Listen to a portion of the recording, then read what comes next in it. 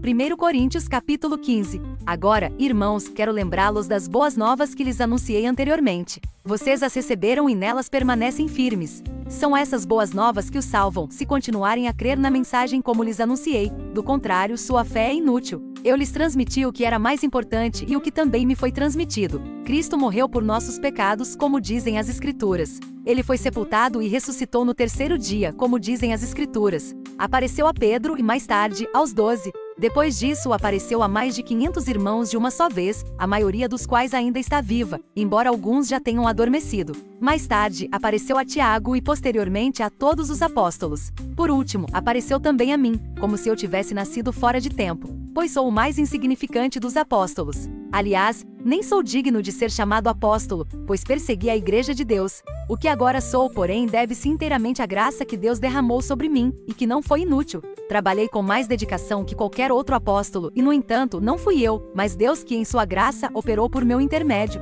Logo, não faz diferença se eu prego ou se eles pregam, pois todos nós anunciamos a mesma mensagem na qual vocês já creram. Pois bem, se proclamamos que Cristo ressuscitou dos mortos, por que alguns de vocês afirmam não haver ressurreição dos mortos? Pois, se não existe ressurreição dos mortos, Cristo não ressuscitou. E se Cristo não ressuscitou, nossa pregação é inútil, e a fé que vocês têm também é inútil. Então estamos todos mentindo a respeito de Deus, pois afirmamos que Ele ressuscitou a Cristo. Mas se não existe ressurreição dos mortos, isso não pode ser verdade. E se não existe ressurreição dos mortos, então Cristo também não ressuscitou. E se Cristo não ressuscitou, a fé que vocês têm é inútil, e vocês ainda estão em seus pecados. Nesse caso, todos que adormeceram crendo em Cristo estão perdidos. Se nossa esperança em Cristo vale apenas para esta vida, somos os mais dignos de pena em todo o mundo. Mas Cristo de fato ressuscitou dos mortos. Ele é o primeiro fruto da colheita de todos que adormeceram. Uma vez que a morte entrou no mundo por meio de um único homem, agora a ressurreição dos mortos começou por meio de um só homem.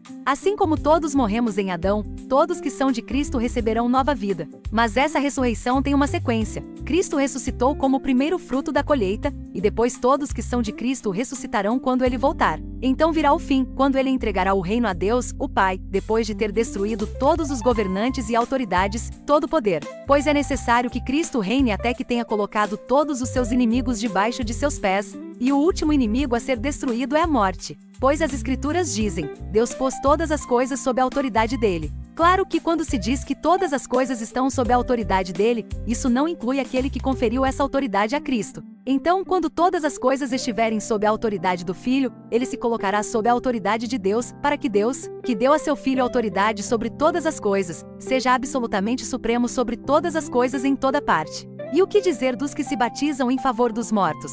Se os mortos não ressuscitam, como dizem eles, por que se batizam em favor dos que já morreram? E nós, por que arriscamos a vida o tempo todo? Pois eu afirmo, irmãos, que enfrento a morte diariamente, assim como afirmo meu orgulho daquilo que Cristo Jesus, nosso Senhor, fez em vocês. E se não haverá ressurreição dos mortos, de que me adiantou ter lutado contra feras, isto é, aquela gente de Éfeso? Se não há ressurreição, comamos e bebamos, porque amanhã morreremos. Não se deixem enganar pelos que dizem essas coisas, pois as más companhias corrompem o bom caráter. Pensem bem sobre o que é certo e parem de pecar. Pois, para sua vergonha, eu lhes digo que alguns de vocês não têm o menor conhecimento de Deus. Alguém pode perguntar, como os mortos ressuscitarão? Que tipo de corpo terão? Que perguntas tolas! A semente só cresce e se transforma em planta depois que morre. E aquilo que se coloca no solo não é a planta que crescerá, mas apenas uma semente de trigo ou de alguma outra planta. Então Deus lhe dá um novo corpo como ele quer. Um tipo diferente de planta cresce de cada tipo de semente. Da mesma forma, há tipos diferentes de carne,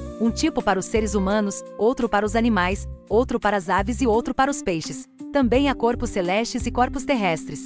A glória dos corpos celestes é diferente da glória dos corpos terrestres. O sol tem um tipo de glória, enquanto a lua e as estrelas têm outro. E até mesmo as estrelas diferem em glória umas das outras. O mesmo acontece com a ressurreição dos mortos.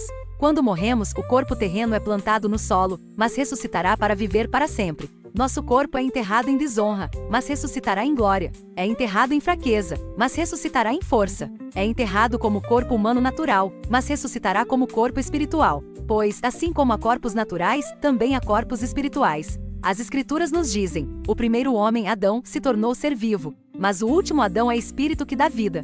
Primeiro vem o corpo natural, depois o corpo espiritual. O primeiro homem foi feito do pó da terra, enquanto o segundo homem veio do céu. O Os que são da terra são como o homem terreno, e os que são do céu são como o homem celestial. Da mesma forma que agora somos como o homem terreno, algum dia seremos como o homem celestial. Estou dizendo, irmãos, que nosso corpo físico não pode herdar o reino de Deus. Este corpo mortal não pode herdar aquilo que durará para sempre. Mas eu lhes revelarei um segredo maravilhoso: nem todos dormiremos, mas todos seremos transformados. Acontecerá num instante, num piscar de olhos, ao som da última trombeta. Pois, quando a última trombeta soar, aqueles que morreram ressuscitarão a fim de viver para sempre. E nós que estivermos vivos também seremos transformados. Pois nosso corpo mortal precisa ser transformado em corpo imortal. Então, quando nosso corpo mortal tiver sido transformado em corpo imortal, se cumprirá a passagem das Escrituras que diz: a morte foi engolida na vitória. Ó morte, onde está sua vitória? Ó morte, onde está seu aguilhão? O pecado é o aguilhão da morte que nos fere, e a lei é o que torna o pecado mais forte.